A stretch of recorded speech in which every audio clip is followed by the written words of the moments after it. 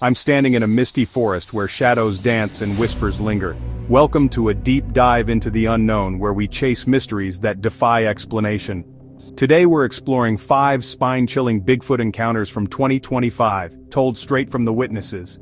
From Ohio fields to Wisconsin backyards, these stories will make you question what's lurking just beyond the trees. Grab a notebook, pin your thoughts on our board, and let's uncover the truth. Ready for the wild? Here we go. I'm Andrew Baum, a 35-year-old hunter from Mansfield, Ohio. It was December 28, 2024, but the chill of that moment lingers into 2025 like a bad dream. I was perched 17 feet up in my tree stand off Hanley Road in Washington Township, Richland County. The air was crisp, the kind that bites your cheeks, and the field below stretched out flat and open under a gray winter sky. My stepfather was hunting nearby, but I was alone up there, binoculars pressed to my eyes, scanning for deer. We'd been at it since dawn, the silence broken only by the occasional crow cawing in the distance. Around 3 p.m., as the light started fading, something caught my eye. A dark shape, emerging from the tree line about 1,000 feet away. At first I thought it was a buck, maybe a big one trotting across the field. But as it moved, my stomach dropped. It wasn't running. It was striding, long and deliberate, like it owned the ground. Head down, arms loose at its sides, covering that distance faster than any man could jog without breaking into a sprint. I'm talking 10, maybe 12 feet tall, broad as a fridge, covered in what looked like shaggy black fur that blended with the shadows. No antlers, no tail, just this hulking silhouette against the snow-dusted grass. I fumbled for my phone, heart hammering so loud I swear it echoed in the stand. "What the hell is that?" I muttered to myself, zooming in as best I could. Its steps were massive, each one eating up yards, kicking up little puffs of dirt. The head was oversized, sloping back without a neck I could make out, and it bobbed slightly with the rhythm. No face visible from that angle, but the way it moved, purposeful, like it knew exactly where it was going, down the hill toward the creek bed. I held my breath, waiting for it to pause or turn, but it didn't. It just kept going, vanishing into the thick brush like it had never been there. I sat frozen for what felt like hours, replaying it in my head. Was it a bear? Too upright? Too fluid? A guy in a costume? Out here in broad daylight 1,000 feet away? No way. When my stepfather called to check in, I spilled it all, voice shaking. We hiked down together, boots crunching through the frozen grass, eyes peeled for tracks. Nothing. The ground was too hard, too dry from the recent freeze. But I knew what I saw. I reported it to the Bigfoot Field Researchers Organization that night. Matt Moneymaker interviewed me on New Year's Eve, grilling me on details, height, speed, color. He said it matched patterns, quick crossings in open areas near woods. Investigator Brian DeYarman came out a few days later, scouted the spot, talked to us both. No evidence left behind, but he called it credible. Since then, I've barely slept without dreaming of those strides. Hunting feels different now, like the woods are watching back. I filed the report in early January 2025, and it's haunted me ever since. If you're out there alone, listen close. The silence isn't empty. I'm Jake, an ATV rider from Boise, Idaho. It was January 15th, 2025, around 3 p.m., and I was tearing through an unnamed trail in the Boise National Forest. The snow-dusted pines blurred past, the engine's roar drowning out the world. I'd ridden this path 100 times, nothing but deer and the occasional coyote. But that day, the air felt heavy, like the forest was holding its breath. The temperature hovered just above freezing, my breath fogging the visor of my helmet, and the trail wound through dense evergreens, roots, and rocks jutting up like hidden traps. I slowed near a sharp bend where the path dipped into a narrow ravine flanked by sheer rock walls. That's when I spotted it. A flicker of movement off to the right, deep in the underbrush. I killed the engine, the sudden quiet pressing in like a weight. Birds had stopped chirping. Even the wind seemed to hush. Then came the sound. A deep, rumbling grunt, like a bear with a chest cold echoing off the trees. My skin prickled. I swung my leg off the ATV, boots sinking into the soft snow, and crept forward, phone already recording in my gloved hand. There, maybe 50 yards ahead, crossing the trail, a massive figure, 8 feet if it was an inch, draped in matted, dark brown fur that hung in clumps, wet from the melt. It lumbered with a rolling gait, long arms swinging low, knuckles nearly brushing the ground. Broad shoulders, a barrel chest, built like a linebacker on steroids. As it stepped into a patch of sunlight, I caught a glimpse of its profile. A flat face, no snout like a bear, but wide-set eyes that gleamed yellow in the dim light, locking onto me for a split second. It paused, head tilting as if listening, chest rising and falling with heavy breaths. The smell hit me then, rank, like spoiled meat and wet earth, carried on a faint breeze. Panic surged. I backed up, foot slipping on a root, and that's when it moved. Not toward me, but away, melting into the thicket with surprising grace for its size. Branches snapped like gunfire in its wake, and another grunt followed, deeper this time, almost a warning. I revved the ATV and gunned it out of there, tires spinning snow, not stopping until I hit the main road 10 miles away. My footage was blurry, shaky from adrenaline, but clear enough to show the shape. I uploaded it anonymously to a cryptozoology forum that night, and by morning, it had thousands of views. Skeptics called it a hoax. Believers dissected every frame. I haven't ridden that trail since. The BFRO reached out, investigated. No tracks in the rocky soil, but the area's a hotspot for reports. Whatever it was, it knew I was there, and it didn't like it. My name's Edward Henry, and I'm from Monroe, Michigan. On May 18th, 2025 at 11:30 a.m., my 12-year-old son Caleb and I were bow fishing in a swampy marsh near I-75 and La Plaisance Road, behind the county inmate dormitory. The sun beat down mercilessly, turning the air into a humid soup thick with mosquito whines and the sharp tang of decaying vegetation. Cattails towered over us, their fuzzy heads swaying like sentinels, and the ground squelched under our waders with every step. Our dog, Rusty, a scruffy mutt with a nose for trouble, splashed ahead, tail whipping the murky water. We'd targeted this creek basin for carp, shallow pools teeming with fish, deer prints everywhere from dawn patrols. It was our ritual, father-son bonding amid the muck. We'd just strung our bows when Rusty halted dead, ears perked, a low growl rumbling in his throat. The rustling started then, from a massive oak to our left, leaves shuddering like in a gale. A heavy thud followed, as if something enormous had dropped from a branch 20 feet up. I figured a deer, spooked by our chatter, maybe a whole family bounding away. "Stay close, bud," I whispered to Caleb, knocking an arrow just in case. But the shaking intensified, reeds parting like a curtain, and out burst this thing. It charged right at us, covering 20 yards in seconds, before skidding to a crouch in the shallows. 6 feet at least, even hunched, with a back matted in black fur streaked with mud, rippling over muscles that flexed like coiled ropes. Its rear was enormous, thighs thick as barrels, and it rose on 2 legs, not 4, primate-straight arms dangling to its knees. I yanked him behind me, bow raised, but my hands trembled.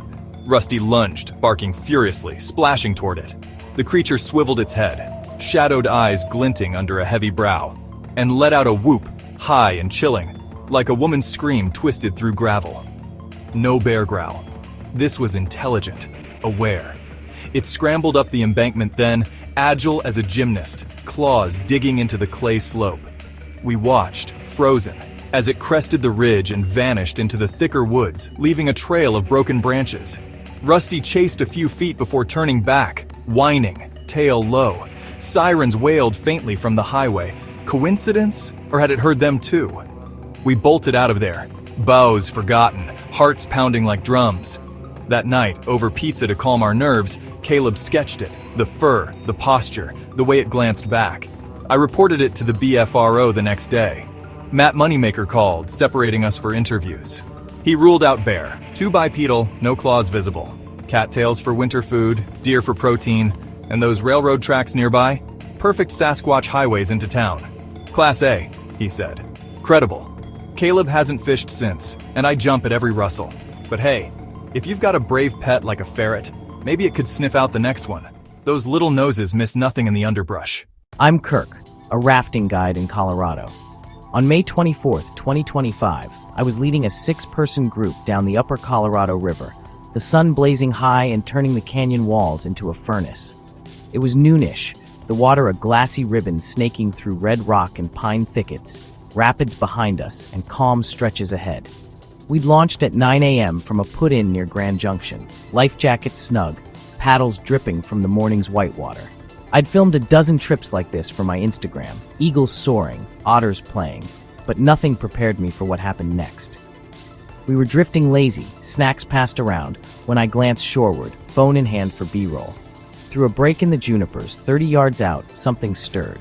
At first a hiker, but no pack, no colors, just this towering form, 7 or 8 feet, striding parallel to us along a game trail. Brown fur, sunlit and coarse, shifting over a frame built for power, shoulders like boulders, arms pumping with each step. The raft bobbed gently, but my group went statue still. "You seeing this?" a woman whispered, pointing. I zoomed the camera, breath catching. Its gait was off, knees locking straight, feet splayed wide for balance on the uneven ground. Then it halted, pivoting toward us with eerie precision. Face half hidden by foliage, but those eyes, red-brown, unblinking, piercing through the leaves like they were appraising us. A low chuff escaped it, vibrating the air, followed by the sharp crack of a branch underfoot. My paddle slipped from my grip, clattering against the gunwale, and the raft lurched. The creature tensed, fur bristling, then wheeled and plunged into the denser forest, body weaving through trunks too narrow for a man its size. Silence fell. No birdsong, no ripple but our own paddles. We floated on, voices hushed, replaying the impossible. Back at base camp that evening, around a fire pit crackling with piñon logs, I showed the footage. Jaws dropped. Theories flew. Prank? Suit? I've guided these waters 15 years. Costumes snag, they don't glide like that. Posted it online and Reddit lit up. r/Bigfoot dissected it frame by frame. Some calling hoax for the unnatural stare, others swearing authenticity. I returned solo a week later, boots crunching talus, searching for prints in the sandy banks. Rocky soil swallowed evidence, but I found snapped saplings, fresh and twisted. The BFRO logged it as a potential Class B visual but distant. Now, every river bend hides a shadow. I guide on, but I scan the shores differently. The wild doesn't give up secrets easy. I'm Lisa, a homeowner in Chilton, Wisconsin. It was May 26th, 2025, Memorial Day, and I was in my backyard off County Road BB, tending the garden after a barbecue with neighbors. The air smelled of grilled brats and fresh-cut grass, kids' laughter fading as they chased fireflies in the dusk. Chilton's a quiet town, under 4,000 souls, cornfields hugging the edges, woods creeping in from Lake Winnebago. My property backs onto a strip of dense timber, a mix of oaks and maples that rustle like old secrets. I just knelt to weed the tomatoes when the fence rattled, hard, like a truck had sideswiped it. I stood, dirt-caked gloves on, peering over the 6-foot cedar slats. There, in the gloaming, squeezed through a gap where the boards had warped, this colossal shape, 8 feet upright, fur a mottled gray-brown like storm clouds. It wasn't forcing entry. It was peering, one massive hand, fingers long and thick, nails dark, gripping the top rail, bending it slightly. Its face loomed inches from the wood, broad with a pronounced brow ridge shadowing deep-set eyes that reflected the porch light, curious more than aggressive.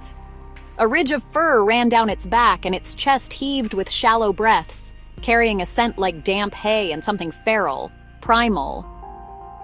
I shushed him, waving him inside, but I couldn't look away. The thing tilted its head, nostrils flaring as if scenting the air. Our dinner smells, maybe, or just us. A soft huff escaped, almost inquisitive. Then it released the fence with a creak and backed into the tree line, steps silent on the leaf litter despite its bulk. Branches parted like water, swallowing it whole. I grabbed my phone, snapping blurry pics in the fading light, hands numb. The neighbor's dog went berserk, chain rattling, but by the time I crossed the yard, it was gone. We locked doors that night, lights blazing till dawn. The next morning, I found indentations in the soft soil, huge 18-inch prints with a wide toe spread, no boot tread. I mapped it on the Bigfoot Mapping Project app, heart racing as reports pinged nearby. Old ones from Calumet County, whispers of wood knocks. The BFRO followed up. Their investigator hiked the woods, noted the fence bend matching a heavy grip. No hoax. They said transitional zones like this, where suburb meets wild, are hotspots. Chilton feels smaller now, the woods deeper. I garden with one eye on the trees, wondering if it was scouting or just passing through. But those eyes, they saw me too. 5 stories, 5 witnesses, one enduring enigma. Is Bigfoot real? From Ohio's open fields to Wisconsin's quiet backyards, these 2025 encounters prove the legend walks among us. Share your thoughts in the comments. What would you do if it stared back? Like, subscribe and hit that bell for more mysteries. The shadows are calling. Will you listen? Something is moving through the forests, deserts, and canyons of North America, and witnesses believe it may be Bigfoot. From violent tree shaking in the remote backcountry of Alberta to bone-chilling howls in California's Kern Canyon, from terrifying knocks deep in Washington's forest to the relentless rock-throwing that drove seasoned hunters out of Nordegg, the witnesses are different, but the pattern is the same. The stories we've gathered here span decades and thousands of miles. Campers, hikers, hunters, and even entire families describe the same encounters. Overwhelming silence before an approach, the smell of musk or decay, heavy footfalls circling from the tree line, and, when ignored, intimidation so forceful it drives even the most experienced outdoorsmen to flee. Some saw towering figures vanish into the timber. Others were pursued, chased, even screamed at as they barely escaped with their lives. Still others returned to find massive footprints and tufts of coarse hair left behind. Are these sightings proof that Bigfoot is more than just a legend? Are we dealing with a territorial species or something even more intelligent? And why do these encounters seem to be increasing? Ryan Layton doesn't scare easily, but for the past 13 years, the 39-year-old Utah native has been chasing something in the state's wilderness that makes even seasoned hunters hesitate to enter the forest after dark. He believes Bigfoot is real. This isn't a myth, Layton said quietly, his eyes narrowing. I've seen too much. I've heard too many stories from people who weren't supposed to be scared. But were. These things are out there. They're watching us. Layton, a self-employed entrepreneur, has never seen the creature himself, but he's walked the trails where others swear they locked eyes with something that defies explanation. He stood over massive footprints in the mud, heard guttural cries echoing through the mountains at 2 a.m., and listened to trembling voices recount encounters they wish they could forget. You'd be shocked how many Utahns have had close encounters, Layton said. I've personally spoken with at least 30 or 40 people who looked one in the face. These aren't people seeking attention. Some of them still won't go back into the woods. Most sightings share disturbing details. An unbearable stench that hits before anything is seen, animals reacting in sheer panic, and a towering shadow that seems to stalk from just beyond the tree line. Dogs that will run straight at a bear or cougar will turn and run from Bigfoot, Layton said. I've seen horses bolt like they've been spooked by death itself. Whatever these things are, animals know. They know before we do. 80% of reported encounters happen at night, when the forest is at its most silent and unforgiving. Witnesses describe feeling watched, the kind of presence that raises the hair on your arms before your brain catches up. It's always the smell first, Layton said. Rot, musk, like something that's been dead a week. Then you feel it, the weight of it, and you hope it stays in the shadows. Some campers claim their trucks and trailers were violently rocked in the dead of night. Others describe something circling their camp, slow and deliberate, never coming too close but never leaving either. It's as if they want you to know they're there, Layton said. But they don't want you to see them. That's worse somehow. Skeptics demand proof. Bones, fossils, a body. Layton understands, but he says the lack of evidence makes the reality even more disturbing. You'd think someone would have found a skeleton, he admitted. But we haven't. And that tells me we're dealing with something smarter than we want to believe. Something that doesn't want to be found. Some researchers have gone further, connecting the phenomenon to UFOs and extraterrestrial beings. Layton doesn't fully endorse the theory, but he doesn't dismiss it either. I can't rule anything out, he said. We might be dealing with something introduced here. Something not from here. There's a darker theory that's persisted for generations, particularly among those with deep ties to early Mormon history, that Bigfoot is Cain, cursed to wander the earth for eternity after killing his brother Abel. The story comes from an 1830s account by LDS apostle David W. Patton, who claimed he encountered a towering, hairy man. Layton doesn't believe the creature is Cain, but he understands why people cling to the idea. When you're out there and the woods go silent, he said, it feels biblical. Like you're standing in the presence of something ancient, something that's been here since the beginning. The Uinta Mountains are Utah's prime suspect. Their vast, rugged wilderness holds secrets few humans have ever uncovered. Native American lore adds weight to the theory. The Ute tribe speaks of a creature called Sasquatch, honored in cedar-burning ceremonies. There's even a place on the Ouray Indian Reservation where sightings have been reported for centuries, though the area is sacred and off-limits. There are petroglyphs out there, Layton said. Depictions of hunters with feet far too large for their bodies. The message is clear. They knew. They've always known. Elsewhere, reports keep coming in, tracks in Box Elder County, a shadow near gravel pits in North Salt Lake, something moving in the canyons of North Ogden. People are terrified to go public with what they've seen, Layton said. They don't want to be laughed at, but the stories are consistent. Something is out there. Layton's obsession began in 1980, when a series of sightings rocked the quiet town of South Weber. He promised himself then that he would get to the bottom of the mystery. He's seen footprints since. He's heard a scream in the wintas that chilled him to his core, but he's still waiting for the encounter he both dreads and longs for. I'd like to see one, he admitted. But part of me wonders if I'd survive it. These things don't want to be found. And if they don't want you there, you won't be there for long. The glow of arcade screens flickered like distant galaxies in the Massachusetts Institute of Technology Students Center. Young technocrats leaned over consoles, their fingers twitching across joysticks like nervous spiders, blasting pixelated alien invaders into oblivion. But only a few feet away, the games ended. Here, in a conference hall cloaked in fluorescent light and quiet tension, about 200 people gathered to discuss a kind of invasion they believed was real. They spoke not of fictional monsters, but of craft and beings they claim walk, or float, among us.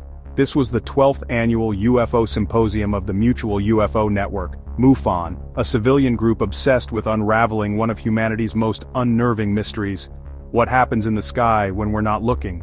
For some, the symposium was a reunion, friends swapping data and theories in hushed voices, the way soldiers might trade battlefield stories. For others, like Frank Peters, it was a chance to finally unburden themselves. Peters hovered at the edges of the crowd, a broad-shouldered man with a mustache and the deep, sleepless creases of someone haunted. He wasn't a MUFON member, but he came anyway, clutching a story he could no longer keep to himself. "I've been living in a nightmare," Peters whispered. "Something has possessed me. I have to create. I have to." He told the story with unsettling clarity. Around 1960, he and a friend were camping in the woods of Highbridge, New Jersey, when a green orb the size of the moon appeared out of nowhere. It streaked silently toward the valley below, trailing a glowing tail. Moments later, a tree near their camp lit up with an orange halo, and an entire stretch of forest erupted in a searing, ghostly saucer shape made of fire. And then it vanished. 2 flashes lit up the sky. A second green orb descended. Fog began to pour into the field. The next thing Peters remembers, it was morning. 11 hours had passed. Neither man recalled sleeping. Since that night, Peters has been consumed by something he doesn't understand. He now lives in Plymouth, Massachusetts, inside an 18-foot trailer plastered wall to wall with cutout images, words, and diagrams he says he's compelled to create. He calls it an expose of life as it is. But the images, fragmented, chaotic, prophetic, look more like the ramblings of a mind touched by something it cannot name. "I can't go much further," Peters said, his voice cracking. "It's beyond me now." He muttered about Gene Autry and baseball teams, about messages hidden in the work. MUFON's leadership shifted uncomfortably. They'd seen this before. The way witnesses can become unstable, their lives reshaped by experiences no one else believes. Betty Andreessen's account was among the most chilling. She claimed she was taken from her home in Massachusetts one January night in 1967 by beings she still insists were angels. Under hypnosis, she described being transported to another world, examined, and given cryptic messages meant for humankind. Now 44, Andreasson stood before the crowd with papier-mâché mock-ups of the creatures she said took her. The figures, eerily lifelike with their large, inhuman eyes, gave the gathering a science fiction air that some MUFON members resented. "That was my first belief," Andreasson said, "and I still believe it. They were angels." Her unwavering conviction rattled even the most seasoned researchers. Much of the symposium focused on government secrecy.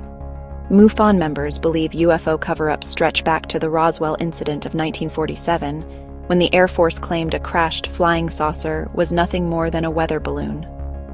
Thanks to the Freedom of Information Act, Investigators have pried thousands of pages of classified documents from government agencies. The papers reference tracking unexplained craft, retrieving wreckage, and even biological entities. Still, no definitive proof has emerged, leaving MUFON's two leading voices, Hynek and physicist Stanton Friedman, at odds. For months, cattle mutilations and mass stampedes have plagued farmers in Webster and Ozark counties. Theories swirled. Satanic cults? UFOs? Something worse? Now a third, even stranger explanation has surfaced. It's Bigfoot. The theory came from a reader in Raytown, Missouri, after he read about the recent cow stampedes that left farmers shaken and livestock dead or missing. He passed the columns to Cliff Lebrecht, a 53-year-old business owner in Raytown, who claims he encountered a Bigfoot in 1977. Lebrecht's story is disturbing. He says he tried to shoot the creature when he saw it, but before he could pull the trigger, it grabbed him. He swears it communicated telepathically, its voice filling his head with a single, chilling question: "What in the hell are you doing?" Lebrecht has studied the Bigfoot phenomenon ever since, and after reading about the Ozarks cattle events, he's convinced.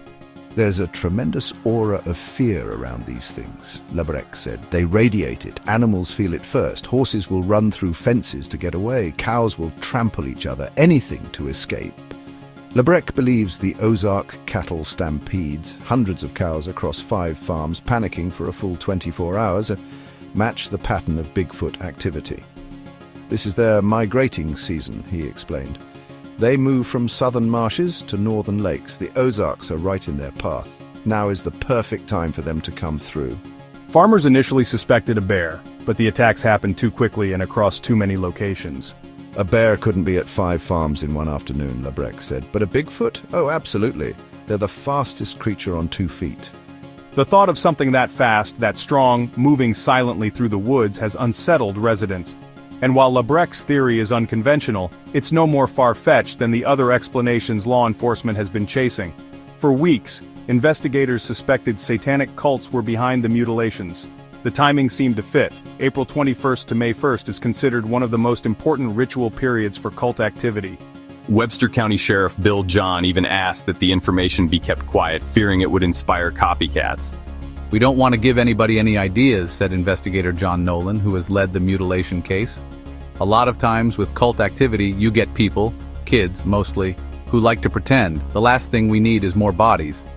What's huge, black, and covered in hair? What moves on 4 powerful legs yet can scale a chain-link fence with frightening agility? What prowls through the darkness in total silence only to erupt in bone-rattling roars that shatter the stillness of night?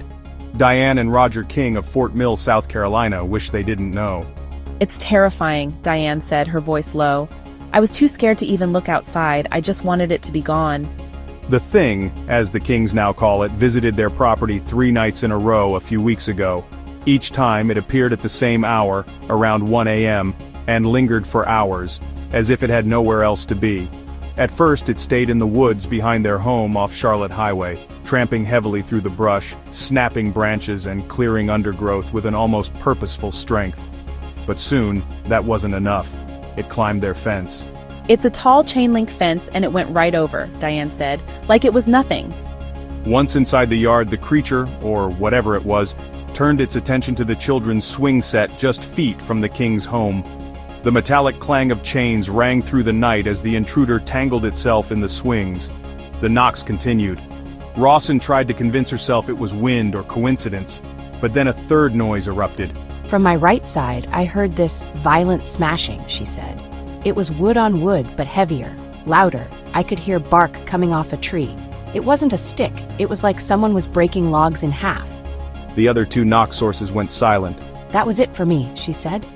"I stopped playing the game. I got out of there as fast as I could." Rawson says she smelled skunky odors on previous hikes but never thought much of it. Now she's not so sure. "I know Washington has Bigfoot sightings," she said, "but I never imagined it could happen here. This isn't some endless wilderness. It's just a patch of woods."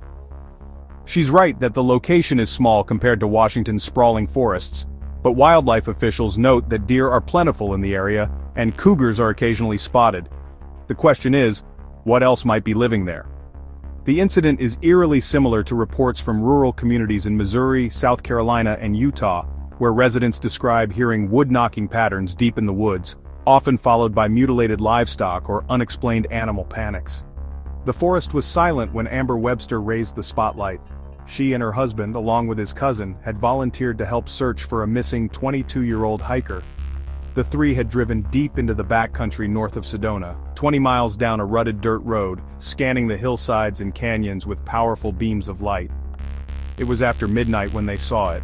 75 yards away, the light caught a figure, 7 feet tall, at least 400 pounds, wide shoulders. Its hair was matted, white and brown, but its face, it was bare, leathery, human, but not.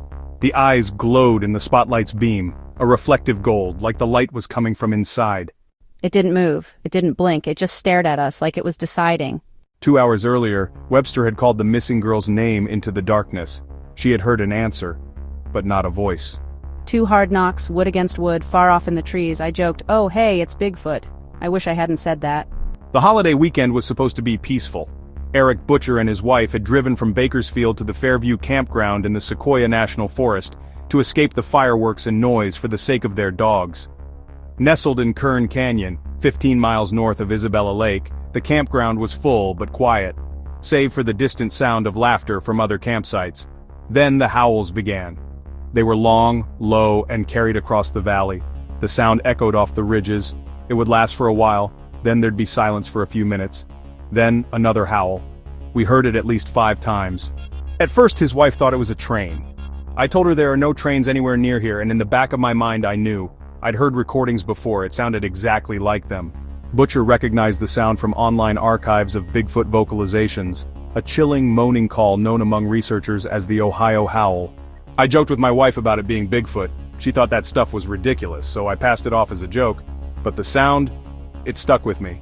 2 seasoned hunters say they left one of their favorite spots for good after a night they cannot explain.